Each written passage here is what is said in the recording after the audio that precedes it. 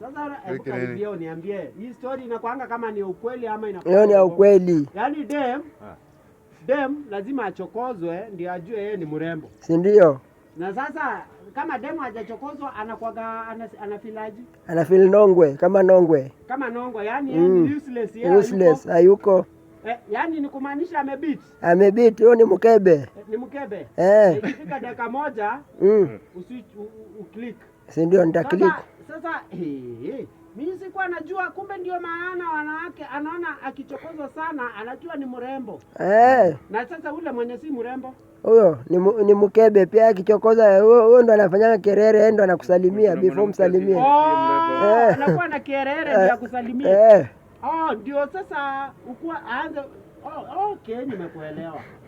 Basi sasa nikuulize. Sasa na tuseme mama ako na mtoto yake na wote ni warembo.